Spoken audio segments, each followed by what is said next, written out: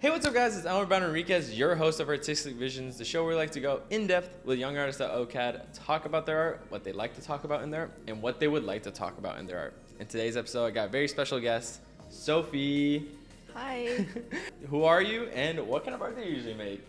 I am a recent grad of integrated media.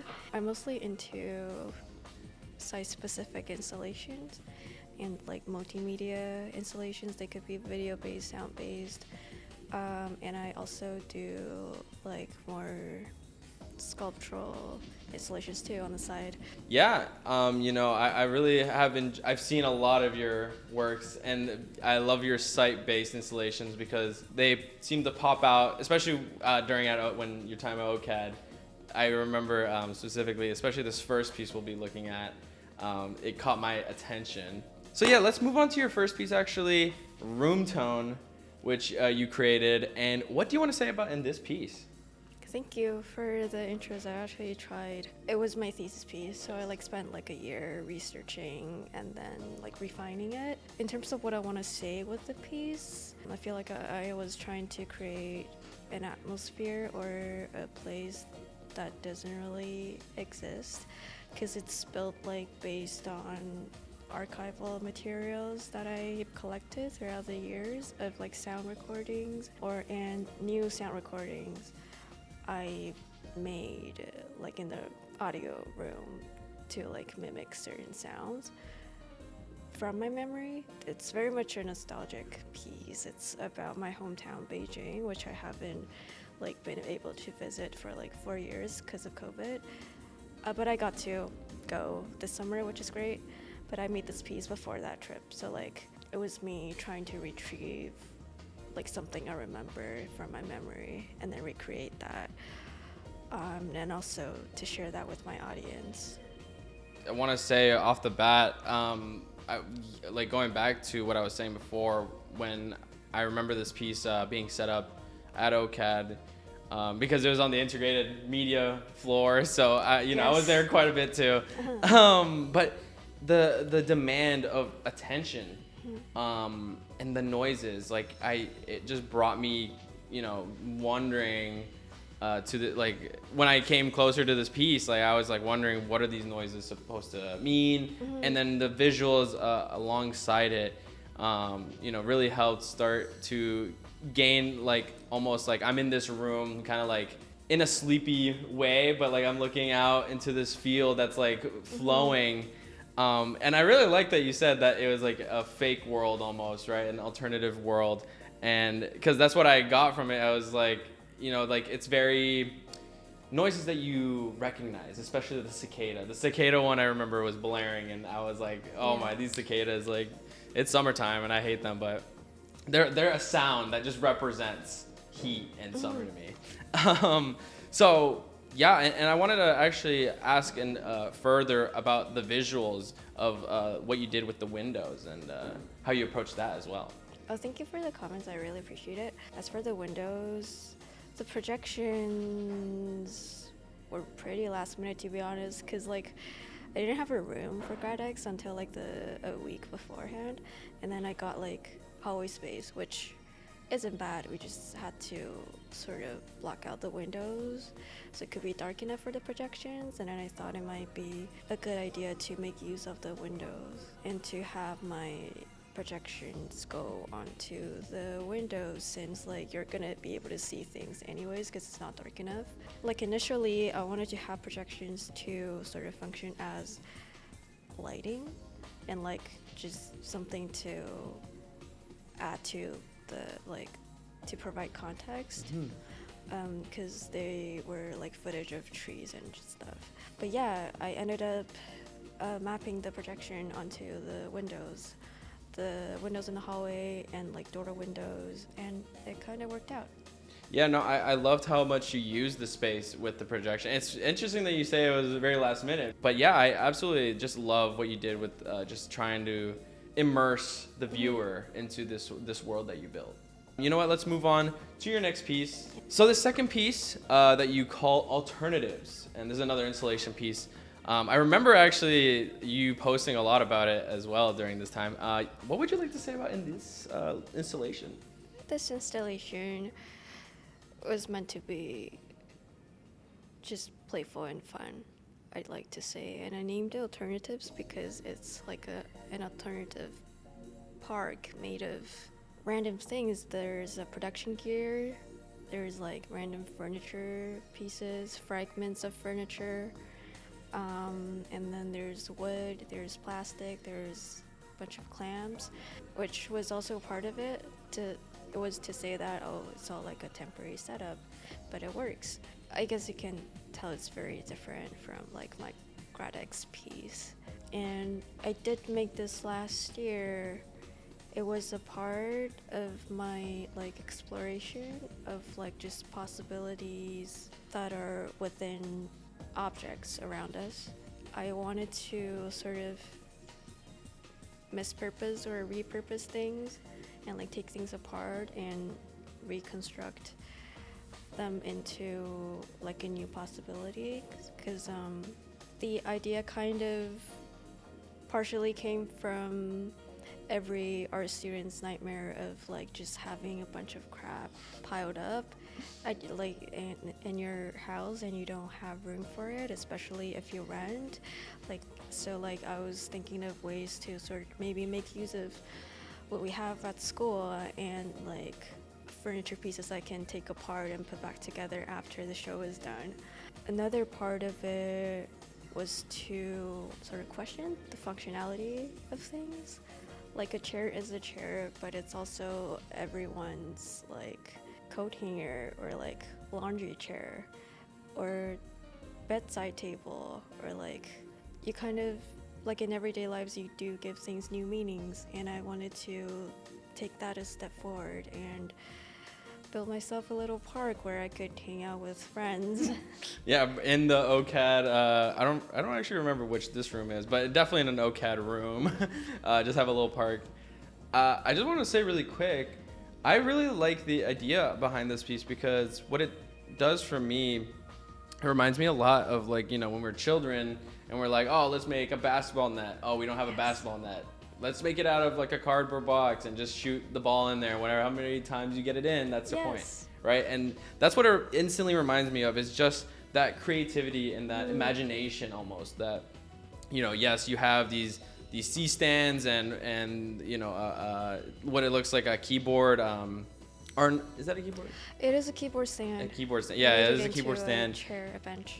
Yeah, and you turn it into a bench, and like there's moments like that where it's like, kids do that all the time with everyday objects. They think the stick is a gun or something. They you know, and that's what it really reminded me of. And I really love how much you play with it. I even want to try it out right now, but but I don't know. I feel like I would break that, to be honest. But I mean, if you're saying, you know, testing it out and you tested it to work, you know, that's the goal. You have the object that works. Yeah, I really like this piece a lot, actually. Thank you so much. Yeah, and I guarantee you wouldn't break it. All right, if that's a guarantee, maybe I'll have to try it out. Yes. I would love to move on to my next questions, however. What kind of messages do you usually talk about in your art?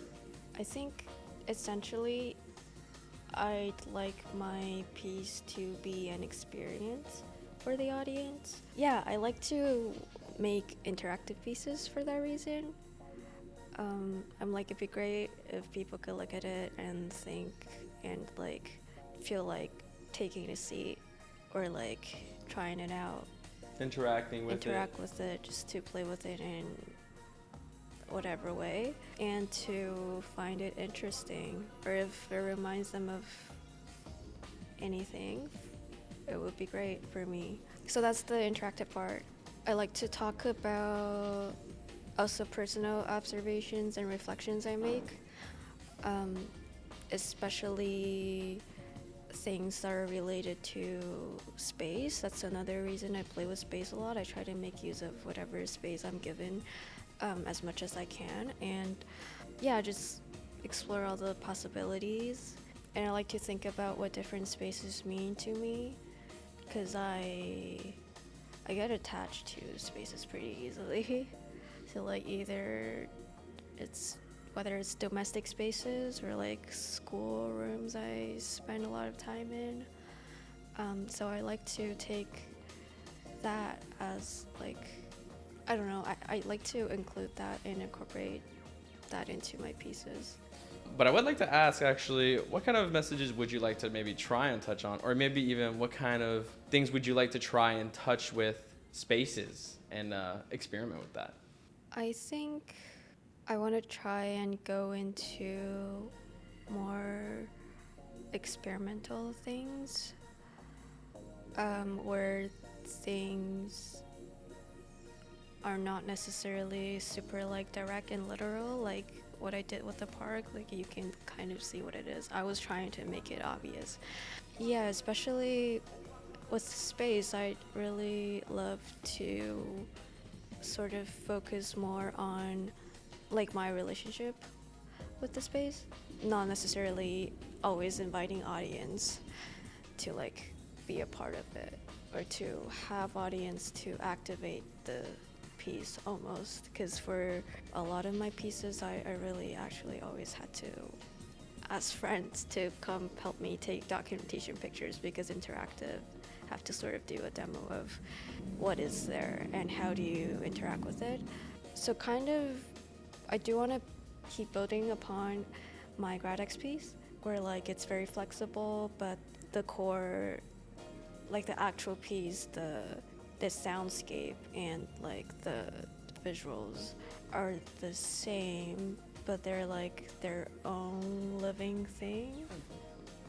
Like I don't know you if that have makes you any sense. no Yeah. yeah I think you're you're trying to say that the different aspects that you incorporate into one space, like the sound and the visuals, and just trying to enhance that experience for the viewer, but more I guess for yourself, or emphasizing what you feel with that space, right? Like that's what I got from that. I guess so. I'm still trying to figure out, like I have been on a break. Fair enough. Hey, all the artists need a break sometimes. Yes. Yeah, I do want to ask the final question of the interview, sadly. How has OCAD helped you with making art? Has OCAD helped me? Yes. Do not drop out. OCAD really did open doors for me. There are so many things I did not know I could do. That's the thing I'm the most grateful. Like even in my last year, I was still like learning a ton of new things. Like I did composing, I did like projection mapping, I did coding, I work with sensors. Are all things I never thought I'd be able to pull off. Like if I were to like go and tell my first year self that, yo, you're gonna be doing this for GradX, she's just gonna freak out. And that has been the same throughout my years at OCAD. Every day I come here and I learn something new. Like not necessarily in classes, but like just through conversations I have with people, and then experiments I do in the studios. Because a lot of times I go to whichever staff member, technician, class assistant, and tell them about this small thing, and they really just show me a whole new world that's like behind it. They're like, oh, you could like do this and go to this place and get this material. Yeah, they really show me just what's possible here at OCAD in terms of this work study positions. It feels more like learning. Like it's working, but it's also like learning new things every day. I am grateful for that. OCAD has things it needs to work on, but it's also providing a lot, especially now that I graduated. I'm like, no, I don't have anything at home. What do I do? I mean, yeah, no, it's all the community. I feel like, because what you're saying with technicians, like, we have a lot of people in the cage that you can go to and be like, hey, what do I do about this? And they'll lead you in that and guide you into that right direction that you want to go to, or even give you alternatives into like how you might want to approach it. And that's really awesome to hear. And just even like working just is like a learning process anyway, right? You're getting more deeper into your field and more into what you might want to do, or maybe something that you might not want to do, but it still teaches you something of that world, right? For sure. Yeah. Thank you so much, Sophie, for the interview. But before we end off this episode, is there anything you'd like to promote, plug, or put out there for the world to know? I'm not expecting anything to come out for me anytime soon, but watch OCAD U live. Omer is a great person. Oh, stop. It's awkward. It's S4 for the number 4. It's for sleepy. Because I'm a sleepy person. I'm sorry. It's been awkward. But Omer is a great host. Oh, stop. No, you're a great guest. So don't worry about any of that. You've been great. Thank you. And no, I appreciate your time and coming on to the show and talking about your art. I really appreciate it. And thank you. This is a new experience for me too. Yeah. No. Really new. And I'm hey, that's a learning experience. All new experiences are learning experiences. Yes. But yes, thank you again, Sophie, for coming on the show. And thank you for watching this episode of Artistic Visions. I cannot wait to see you guys very, very soon. Take it easy and hope you guys have a good day, weekend, or week. Take it easy. Bye. Bye.